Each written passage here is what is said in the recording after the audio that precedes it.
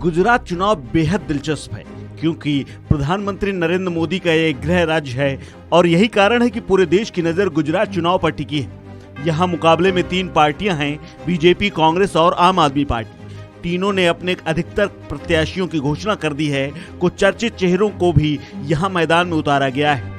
इन्हीं में से एक हैं भारत के स्टार ऑलराउंडर रविंद्र जडेजा की पत्नी, जिनके लिए क्रिकेटर रविंद्र जडेजा राजनीति की पिच पर उतरे हैं। पत्नी का कदम कदम पर साथ देने के लिए और जामनगर में कमल खिलाने की तैयारी कर रहे हैं। जडेजा की पत्नी रिवाबा जामनगर उत्तर सीट से भाजपा के टिकट पर चुनाव लड़ रही हैं। अब वे अपनी पत्नी के लिए जनता से वोट मांग रहे हैं। फिलहाल वे अभी इंडियन टीम का हिस्सा नहीं हैं, इसीलिए सीधे राजनीति में नहीं उतरे। अभी वो पत्नी रिवाबा के चुनाव प्रचार के जरिए राजनीति के बाउंसर को खेलने की प्रैक्टिस कर रहे हैं। रविंद्र जडेजा एक ऐसे क्रिकेटर हैं जिनका सामाजिक सरोकारों से भी गहरा नाता रहा है। इसी साल जून में उन्होंने गुजरात की 101 छोटी बच्चियों के भविष्य को संवारने की पहल की थी। इस पहल के लिए प्रधानमंत्री नरेंद्र मोदी ने रविंद्र जडेजा की सार्वजनिक रूप से तारीफ की थी।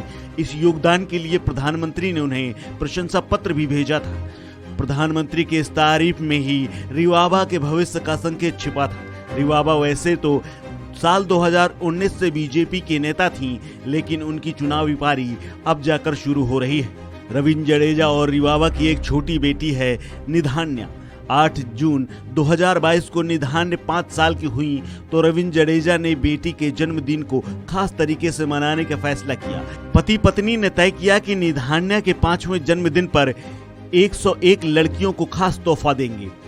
उन्होंने जामनगर के पोस्ट ऑफिस में 101 लड़कियों के सुकन्या समृद्धि योजना के लिए खाता खुलवाया।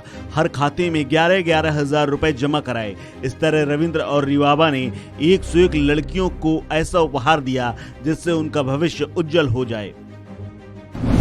क्या भाजपा और रविंद्र जडेजा के नाम का मिलेगा फायदा? रविंद्र जडेजा की लोकप्रियता का फायदा रिवाबा को मिलेगा।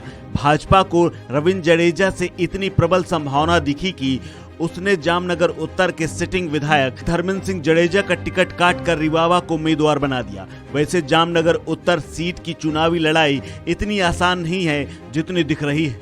रविंद्र जडेजा पर भी एक बड़ा दबाव है। उनके पिता अनिरुद्ध सिंह और बहन नैनबा कांग्रेस में है। रिवाबा के चाचा हरि सिंह सोलंकी भी कांग्रेस के नेता हैं। ऐसे में चुनावी राजनीति के चलते रविंद्र जडेजा के परिवार में कलह शुरू हो सकती है।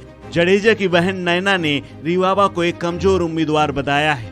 जामनगर उत्तर सीट के सिटिंग विधायक धर्मेंद्र सिंह जडेजा 2012 में कांग्रेस के टिकट पर जीते थे, लेकिन साल 2017 के चुनाव से पहले वे बीजेपी में आ गए और यहां से विधायक बन गए। लेकिन एक कानूनी मुकदमे की वजह से बीजेपी ने इस बार उनका टिकट काट दिया है। कांग्रेस ने इस सीट पर विपिन सिंह जडेजा को मैदान में उतारा है। अगर जातीय समीकरण की बात करें तो यहाँ 2 राजपूत उम्मीदवारों के बीच मुकाबला है। पहले चर्चा थी कि रविंद्र जडेजा की बहन नैनबा को कांग्रेस यहां से टिकट दे सकती है। अगर ऐसा होता तो रिवाबा की मुश्किलें बढ़ जाती। वहीं आपके करसन करमूर ने यहां मुकाबले को और दिलचस्प बना दिया है। हालांकि कांग्रेस उम्मीदवार दीपेंद्र आप को वोट कटवा बता रहे हैं। अगर ऐसा होता है तो यहाँ नुकसान कांग्रेस को ही होने वाला है। रविंद्र जडेजा के परिवार में राजनीति की 2 धारा है।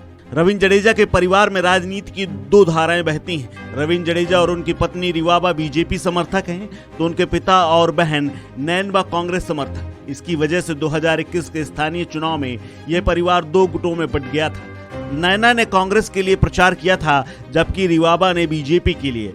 उस समय जामनगर नगर निगम की 64 सीटों पर चुनाव हुए थे, जिसमें बीजेपी को 50 सीटों पर जीत मिली थी। कांग्रेस के खाते में केवल 11 सीटें आई थी। 3 सीटें अन्य को मिली थी। यानी 1 साल पहले हुए चुनाव में जामनगर की जनता ने बीजेपी को बड़ा जन समर्थन दिया था। अब देखना है कि विधानसभा चुनाव के समय जनता क्या रुख रखती है और क्या परिणाम आता है। इस खबर में फिलहाल इतना ही। अपडेट्स के लिए बने रहिए वन इंडिया हिंदी के साथ।